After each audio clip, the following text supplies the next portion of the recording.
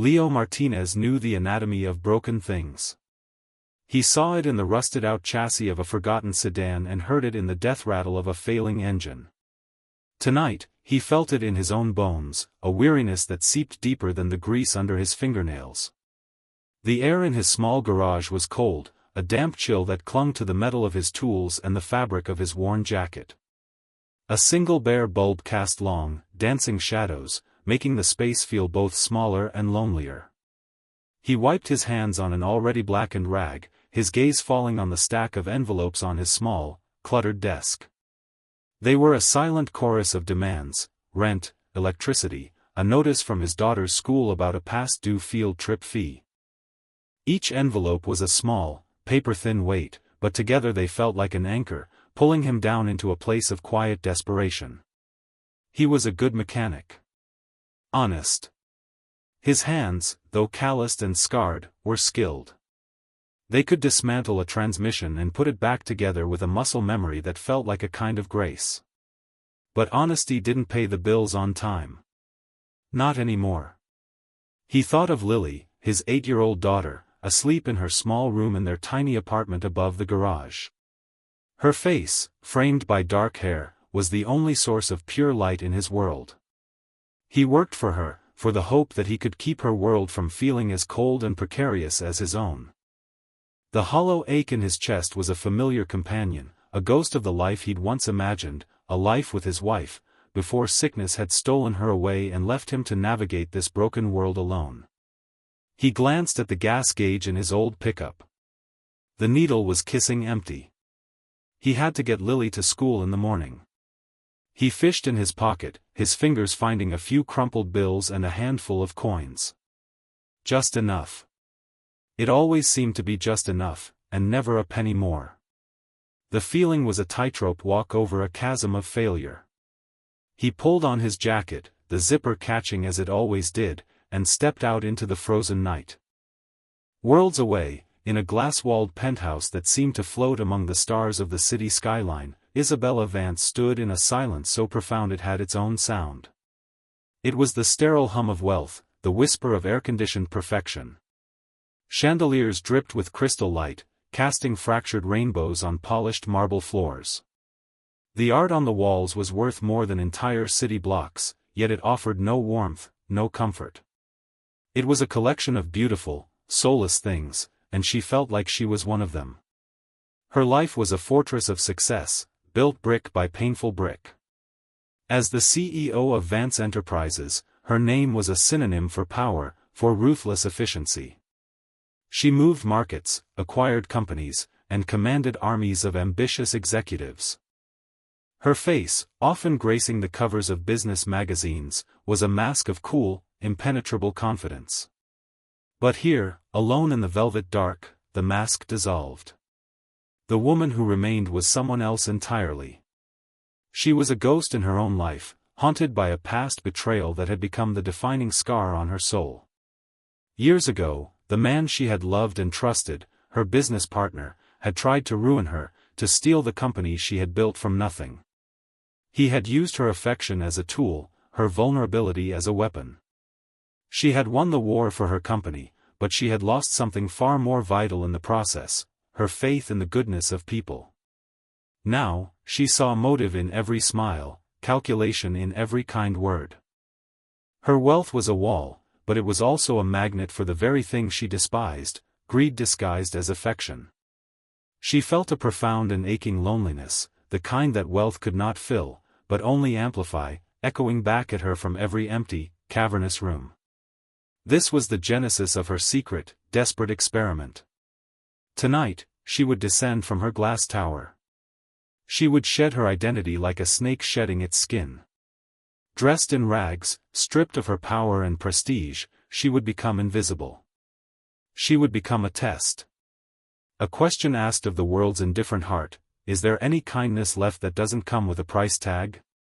She didn't know what she was hoping to find, but she knew she couldn't bear the silence of her perfect life for one more night. She needed to feel something real, even if it was the cold sting of rejection.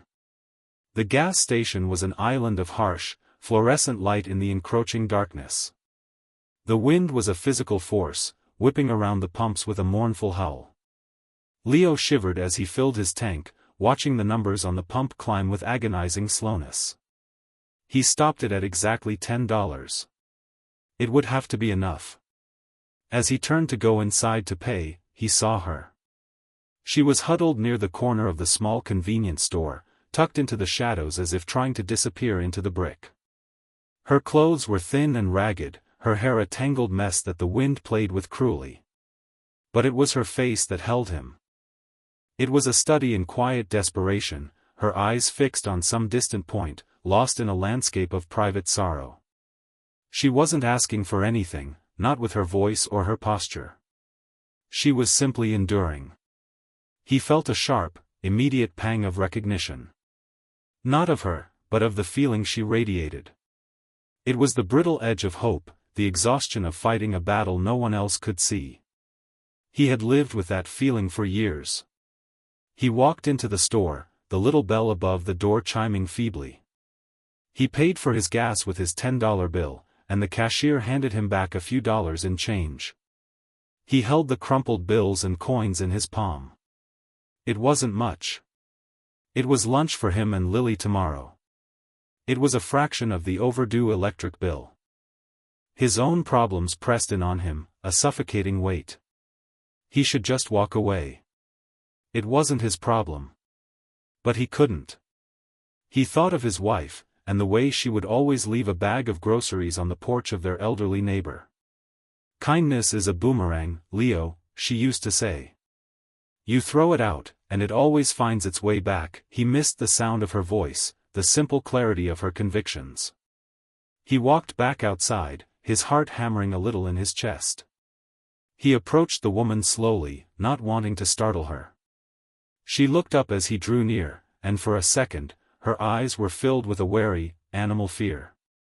It cracked something inside him. "Excuse me," he said, his voice softer than he intended. He held out his hand, the bills and coins nestled in his calloused palm. "It's not much. But it looks like you could use this more than I can." Isabella stared at the man's outstretched hand. The skin was rough, laced with fine black lines of ingrained oil, the nails short and clean. It was the hand of someone who worked.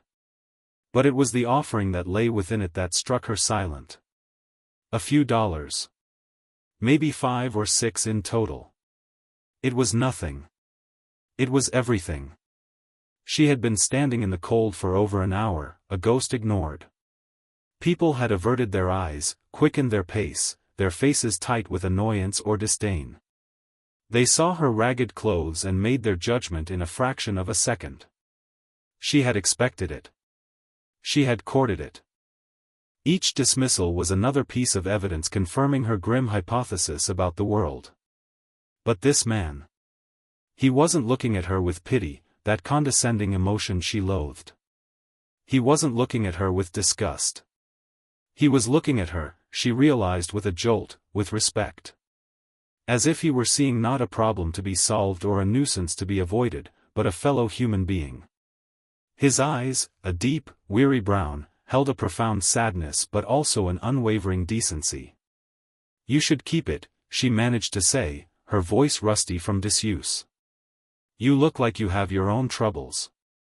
He offered a small, tired smile that didn't quite reach his eyes. "Everyone's got troubles. Doesn't mean we can't help each other out. Please. Get yourself something hot to drink." His insistence was gentle, without ego. It wasn't a performance. She knew performance. She lived in a world of it. This was different. This felt like bedrock. Solid and true.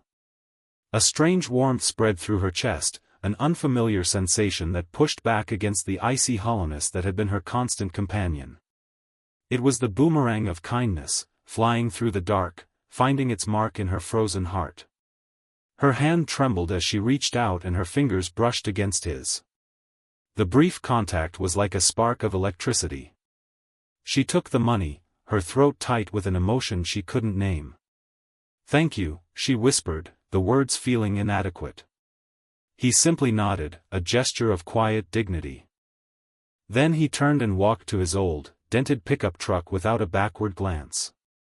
He didn't wait for a fawning display of gratitude. He didn't linger to feel good about his good deed. He just gave what he could and moved on. She watched as the truck's red taillights disappeared down the road, leaving her alone once more in the humming silence of the gas station. But the silence felt different now. Less empty. In her hand, she clutched the crumpled bills. They were more precious to her than all the bearer bonds locked in her vault. They were proof. Proof that she was wrong. Proof that somewhere, in the cold and the dark, a small, stubborn flame of human decency still flickered. And she, Isabella Vance, had just been warmed by its light. As she walked back to the sleek, black car she had parked a block away, she glanced at the truck's license plate, committing the number to memory. She didn't know his name, but she knew she had to find him. This was no longer an experiment. It was a debt. A debt she intended to repay. The next few days passed in a blur of routine for Leo. He wrestled with stubborn bolts, diagnosed ailing engines, and tried to stretch his dwindling finances like a threadbare blanket. The encounter at the gas station faded to the back of his mind, a brief, strange moment in a life filled with more pressing concerns. He worried about the notice from school, the way Lily's shoes were getting too tight. He felt the familiar pressure building, the quiet panic of a man trying to keep his head above water. Then the envelope arrived. It was delivered by a courier, a man in a suit so sharp it looked like it could cut glass. The envelope itself was thick and creamy, bearing the embossed logo of a stylized V. Vance Enterprises. Leo stared at it, a feeling of deep confusion washing over him. He wiped his greasy hands thoroughly on a rag before daring to open it. Inside, a single, heavy cardstock invitation requested the presence of Mr. Leo Martinez for a meeting with the CEO, Isabella Vance, at their corporate headquarters. He laughed. It was a short, bitter sound. It had to be a mistake. A prank. What would the CEO of a massive corporation want with a back-alley mechanic? Maybe he'd worked on a car for one of their executives and they were unhappy with the work, though he couldn't recall any such customer. He was about to toss it in the bin with the greasy rags and spent oil filters. But something stopped him. A flicker of curiosity. The stark, unnerving strangeness of it all. He had nothing to lose but a few hours of his time. 2 days later, he stood in a lobby so vast and gleaming it felt like the inside of a glacier. Marble floors reflected the city skyline pouring in through floor-to-ceiling windows. People in immaculate suits moved with a quiet, purposeful hum, their faces set with ambition. Leo, in his best pair of jeans and a clean but faded button-down shirt, felt like a ghost from another world. He clutched the invitation in his hand, the paper now slightly softened from his nervous grip. A severe-looking woman at a vast white desk directed him to the top floor. The elevator ride was silent and swift, a smooth ascent into the clouds that made his stomach flutter. The doors opened directly into a reception area that was larger than his entire apartment. And beyond a set of glass doors was an office that seemed to hang suspended over the city. A secretary with a polite, plastic smile led him inside.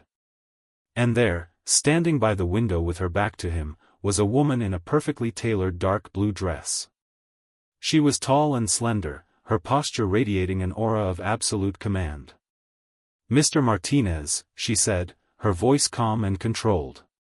Then she turned around. Leo's breath caught in his throat. The world seemed to tilt on its axis. It was her. The woman from the gas station. The tangled hair was now a sleek, elegant chignon. The desperate, haunted eyes were now clear, intelligent, and piercing. The ragged clothes were gone, replaced by a garment that probably cost more than his truck. But it was her. There was no doubt. "You," he whispered, the single word hanging in the silent, expensive air. Isabella watched the shock bloom on his face, followed by a flicker of confusion, and then a shadow of something that looked like betrayal. She had prepared for this moment, rehearsed it in her mind, but seeing his genuine astonishment made her own carefully constructed composure feel fragile. "Yes," she said softly. "Me. Please, have a seat." Leo didn't move. He felt rooted to the plush carpet, his mind struggling to connect the two images, the shivering woman in the cold, and the powerful CEO in her sky-high throne room. It felt like a deception, a trick played at his expense. A raw, hot anger began to smolder in his gut. What is this? Some kind of joke? Did you and your rich friends have a good laugh? His accusation, sharp and real, cut through her practiced calm. It was exactly what she deserved. "No," she said, her voice earnest. "No, it was nothing like that. What you saw that night, it was a test. But it wasn't for you. It was for me." She gestured again to the chair, and this time, he slowly, stiffly, moved to it, perching on the edge as if ready to bolt. He didn't belong here.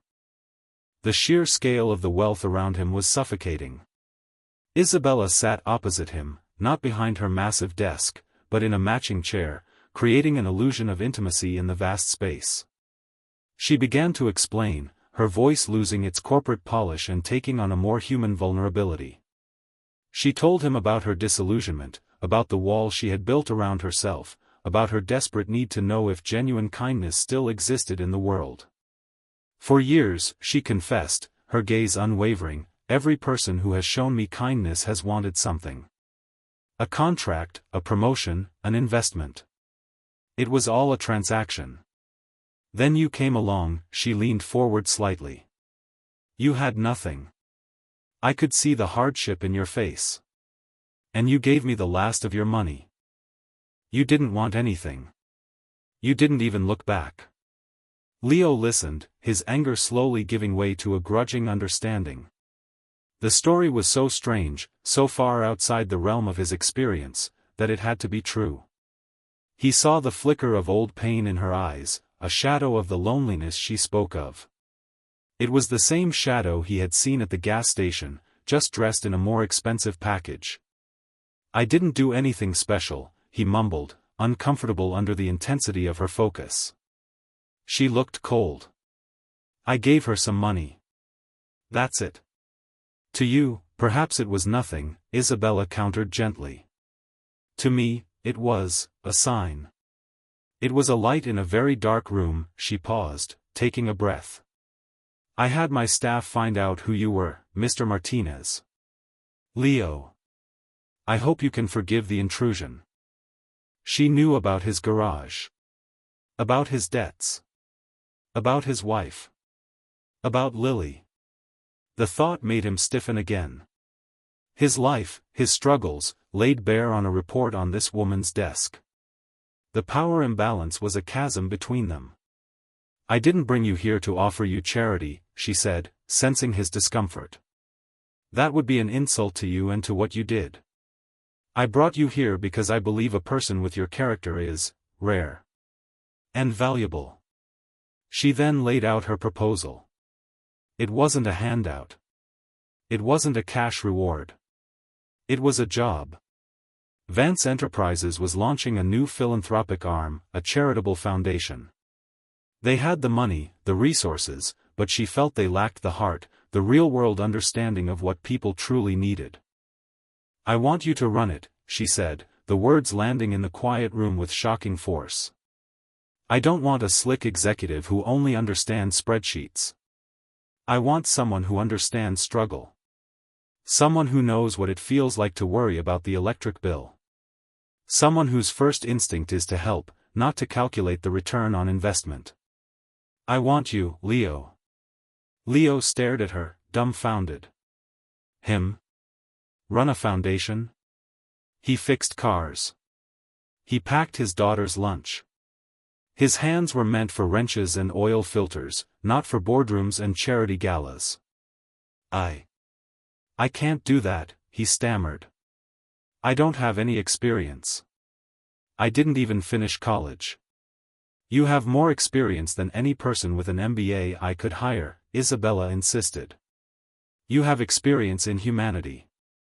That's the only qualification that matters.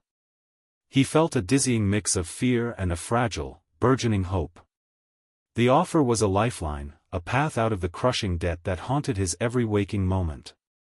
But it was more than that. It was a validation. This powerful, untouchable woman was seeing a value in him that he had long forgotten he possessed. She was seeing the man his wife had always seen. For the first time since he'd walked into the office, he let himself truly meet her gaze. The cool, intimidating CEO was gone. In her place was a woman who was looking at him with a desperate, hopeful plea. She was offering him a chance to change his life, but he sensed, somehow, that she was also asking him to help change hers. The days that followed were a surreal dream. Leo found himself in a world he never knew existed. Isabella gave him a tour of the office, introduced him to key people, and laid out the broad strokes of her vision for the foundation. He felt clumsy and out of place, a man in work boots walking on polished marble. Yet, Isabella treated him not as a project, but as a partner. She listened to his ideas, which were simple and born of his own experiences: a fund to help families with unexpected medical bills, a program to provide skills training for people who had lost their jobs, a simple grant system for emergency car repairs so people could get to work. She listened with an intensity that made him feel seen and heard. In these quiet moments, the vast gulf between their worlds seemed to shrink. They spoke not as CEO and mechanic, but as two people who had both known loss and loneliness, albeit in different forms. He told her about his wife, about the fierce joy she had taken in life, and the emptiness her absence had left behind. He spoke of Lily, of his fears and hopes for her future. Isabella, in turn, shared more of her own story. She spoke of the bitter betrayal that had taught her to build walls, to trust numbers and contracts more than people. The higher I climbed, the more isolated I became, she admitted one afternoon, looking out over the city from her office window. Wealth is a strange thing. It's supposed to connect you to everything, but it can just as easily cut you off from everyone. You end up in a beautiful cage. He saw the truth of it in her eyes. The loneliness he had glimpsed at the gas station was her constant companion. He realized that his small act of kindness had been a key, unlocking a door she had long believed was rusted shut. One evening, she invited him to bring Lily to a quiet park near her mansion, a place she said she sometimes walked to escape the oppressive silence of her home. Leo was hesitant, protective of his daughter, but he agreed. Lily, with the unvarnished honesty of a child, was not impressed by Isabella's wealth or status. She was impressed that Isabella knew how to skip stones across the pond and that she wasn't afraid to get a little mud on her expensive shoes. Watching Isabella laugh, a genuine, unburdened sound, as Lily explained the complex rules of a game she had just invented, Leo felt a warmth spread through him that had nothing to do with the setting sun. He was seeing the woman beneath the CEO, the person who had been locked away in that glass tower. Their bond was deepening, an unspoken intimacy built on shared vulnerability and mutual respect. It wasn't romantic, not yet, but it was something profound. A connection forged in an unlikely collision of two disparate worlds.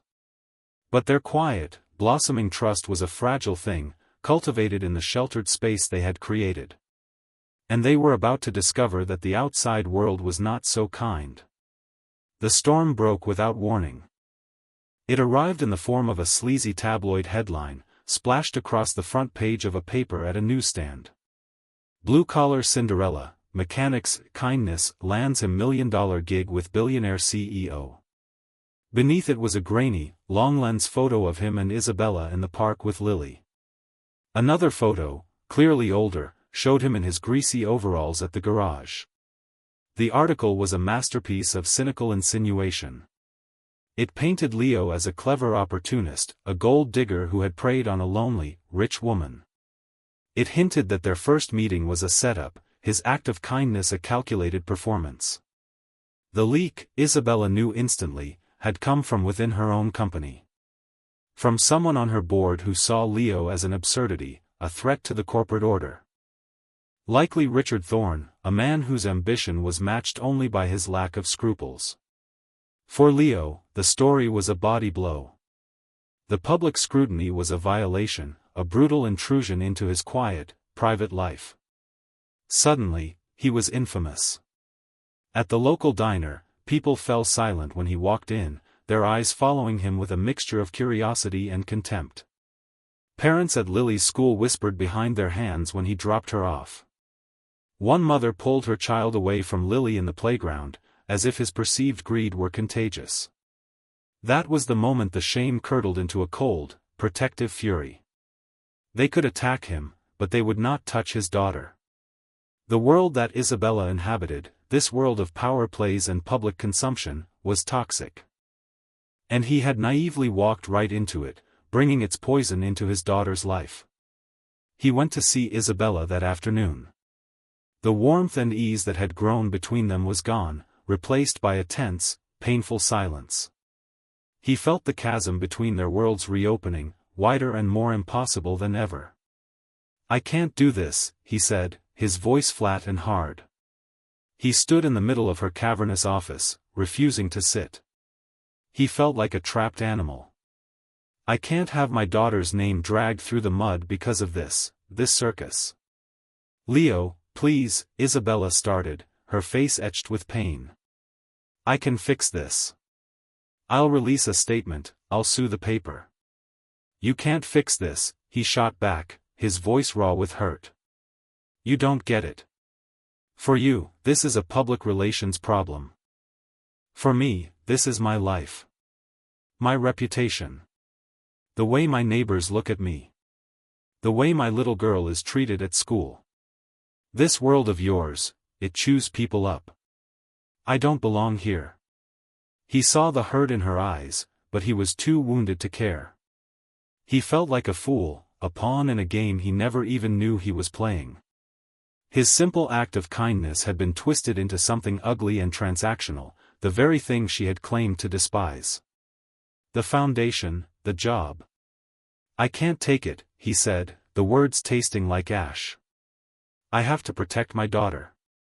I have to protect myself." He felt like a fraud for even having considered it. He was a mechanic. He belonged in his garage, with the familiar scent of oil and metal, in a world where a man's worth was measured by the work of his hands, not the headlines in a tabloid. "Leo, don't let them do this to us," she whispered, taking a step toward him. He took a step back. The wall was up, impenetrable. "There is no us," he said, the words colder than he intended. "There's you, in your world. And me, in mine. I was stupid to think they could ever mix." He turned and walked away, the sound of his work boots echoing on the marble floor. He didn't look back. He left her standing alone in the center of her vast, silent office, the city lights beginning to glitter outside like a million cold, indifferent eyes. The fortress was rebuilt, the cage was locked, and Isabella Vance was once again, utterly alone. The silence that rushed in to fill the space left by his departure was the most deafening she had ever known. The days after Leo's departure were a special kind of hell for Isabella. The office, once a symbol of her power, now felt like a prison. The silence was no longer peaceful, it was accusatory. Every polished surface reflected a pale, solitary figure. The board was buzzing, with Richard Thorne barely concealing his smug satisfaction. The media narrative had solidified, she was the lonely, foolish billionaire, and Leo was the cunning con man. But the narrative was a lie. And his absence was a physical ache, a hollowness in her chest that mirrored the one she'd carried for years, but was now sharper, more defined. She realized with devastating clarity that her offer of a job had been a clumsy attempt to keep him in her life. The foundation was real, her intentions pure, but beneath it all was a selfish, desperate need to keep the one person who had seen past her wealth from disappearing. And in the end, her world had driven him away anyway. She had a choice. She could let the story stand, cut her losses, and retreat back into the safety of her insulated world. Or she could fight. Not with lawyers and press releases, but with the one weapon the world didn't expect from her, the truth. Her own vulnerability. 2 days later, she called a press conference. Not in a sterile boardroom, but in the main atrium of the Vance Enterprises building. She didn't send a spokesperson. She stood alone at a simple podium, facing a sea of cameras and reporters, their faces a mixture of predatory hunger and cynical curiosity. She took a deep breath, the flashing of camera bulbs like a barrage of silent explosions. She began to speak, her voice steady and clear, carrying through the cavernous space without a tremor. "I'm not here today to talk about corporate earnings or market projections," she started, her eyes scanning the crowd. "I'm here to correct a story that has been told about me, and more importantly, about a good man named Leo Martinez." In his garage, Leo was trying to lose himself in the familiar rhythm of work. He had a carburetor open on his bench, but his hands felt clumsy, his mind elsewhere. The small television in the corner was on, the volume low, and he glanced up to see her face on the screen. He reached to turn it off, but something in her expression made him pause. "You've all read the stories," Isabella continued, her voice resonating from the small TV speakers. "You've been told that I was the victim of a clever deception. That is false. The truth is, I was the one who was deceptive." A murmur went through the crowd of reporters. "Months ago, I was a person lost in their own life," she said, her corporate mask completely gone, her voice now filled with a raw, emotional honesty. "I was surrounded by wealth, but I lived in a state of profound emotional poverty. I had come to believe that kindness was extinct, that every human interaction was a transaction. So I conducted an experiment. I disguised myself as a homeless woman and went out into the city to confirm my own cynical beliefs." She laid it all bare. The cold, the indifference, the averted eyes. And then she told them about the gas station. She told them about the man with worn-out clothes and weary eyes who offered a shivering stranger the last few dollars from his pocket. He didn't know I was a CEO. He didn't see an opportunity. He saw a person in need, and his immediate, unhesitating instinct was to help. He asked for nothing in return. He expected nothing. That single, selfless act, it fundamentally changed me. It dismantled the walls I had spent years building. Leo sank onto a nearby stool, his eyes riveted to the screen. He was hearing his own simple actions described as something heroic, something profound. "When I offered Leo Martinez a position at my company," Isabella's voice grew stronger, laced with a quiet fire, "it was not a reward. It was a recognition of his character. A character that is more valuable than any asset on my company's books. The story you have been fed is not about a gold digger. It's about our own society's inability to believe that a good deed can be just that. We are so drenched in cynicism that we suspect the motives of the few truly decent people among us." She looked directly into the main camera, as if she were speaking only to him. "Leo Martinez was not the one being tested that night. I was. The world was. He showed me a better way to be human. The subsequent persecution he has endured is not his shame. It is ours."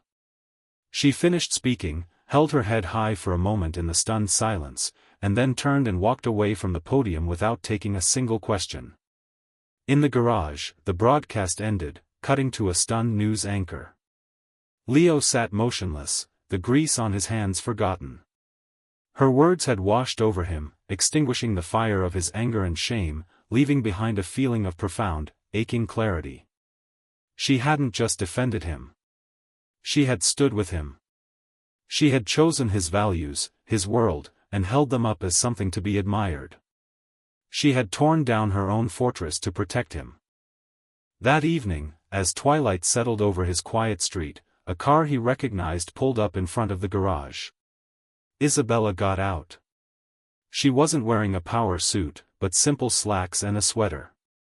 She looked smaller without the armor of her corporate identity, more approachable. More real. He met her at the door of his small apartment. They stood for a moment in silence, the space between them charged with unspoken emotions. "What you did today," he started, his voice thick. "I told the truth," she finished softly. "It's the only thing that mattered." "I'm sorry," he said, and he meant it. "For walking away. For what I said." "Don't be," she replied, a faint, sad smile on her lips. "You were right. My world is harsh. It did hurt you. I brought that storm to your door. I'm the one who should be sorry." She looked past him into his small, humble living room. "This is real. The quiet, the peace. I understand why you fought to protect it. It doesn't have to be your world or mine," he said, a newfound conviction in his voice. He finally understood. Their connection wasn't about bridging two worlds. It was about building a new one, together. "Maybe we can find a place in the middle." She looked up at him, and in her eyes, he saw not a billionaire CEO, but a woman who was just as scared and hopeful as he was. "I'd like that," she whispered. A small voice piped up from inside. "Daddy, is that the stone-skipping lady?" Lily appeared at the door, her eyes wide with curiosity. Isabella's face softened completely, the last of her tension melting away. She knelt down to Lily's level. "It is," she said, her voice warm. "I was hoping maybe you and your dad would have dinner with me. I make a terrible pizza, but I'm trying to get better." Lily giggled. Leo looked from his daughter's bright, happy face to Isabella's open, vulnerable one. And for the first time in a very long time, the hollow place in his chest felt full. The broken pieces of his life didn't seem so shattered anymore. They looked like they might just fit together with hers to create something new. Something whole. 1 year later, the autumn sun cast a warm, golden light over a bustling city park. Children's laughter filled the air, mingling with the sound of music and happy chatter. A newly constructed community center stood at the edge of the park, its doors wide open. It was a beautiful, functional building, made of warm wood and glass, designed to welcome, not intimidate. A large banner hanging over the entrance read, "The Lily Martinez Community Center. Grand Opening." Leo stood on the steps, addressing the small, gathered crowd. He wore a simple suit, but he looked comfortable, at ease, his posture confident. He spoke not with the practiced polish of an executive, but with the quiet, heartfelt sincerity that was his nature. He spoke of second chances, of the importance of community, and of how a small act of kindness can ripple outward in ways one can never predict. He was no longer just a mechanic. He was the director of the Vance Foundation, and he had poured his heart and his real-world experience into its mission. He had built something that mattered, something that would offer the same kind of helping hand he had once extended in the dark. Off to the side, Isabella watched him, her expression a mixture of pride and profound love. The icy mask of the CEO was a distant memory, replaced by a softness and warmth that seemed to radiate from within. She was not standing on a separate stage, she was part of the crowd, clapping along with the families from the neighborhood. She had found that the greatest return on investment was not measured in dollars, but in the sound of a child's laughter. Lily, now 9 years old, ran up and slipped her hand into Isabella's. Isabella squeezed it gently, her heart swelling with a love she never thought she would feel again. This was her family now. Not a dynasty built on stock prices and acquisitions, but a small, sturdy family built on trust, respect, and a shared commitment to making the world a little warmer. Later that evening, the three of them were at home. It wasn't Isabella's sterile penthouse or Leo's cramped apartment. It was a house, a comfortable, lived-in place with pictures on the walls, a slightly messy kitchen, and a warmth that had nothing to do with the thermostat. Leo and Isabella sat on the sofa, looking over architectural plans for their next project, a network of shelters for families experiencing homelessness. Lily was curled up between them, fast asleep, her head resting on Leo's lap. Isabella traced the lines of the blueprint with her finger, then looked at Leo. His hands, still bearing the faint, faded scars of his years as a mechanic, rested on his daughter's back. They were the same hands that had offered her a few crumpled bills on a cold night, and in doing so, had offered her a new life. She reached out and placed her hand over his. He looked at her, and in his eyes, she saw her home. There was no need for words. The quiet in the room was no longer an emptiness to be filled or a silence to be endured. It was a peaceful, shared hum. It was the sound of two broken worlds healed into one. The boomerang of kindness had found its way back, not just to one person, but to them both, bringing with it a future brighter than any chandelier and more valuable than any fortune.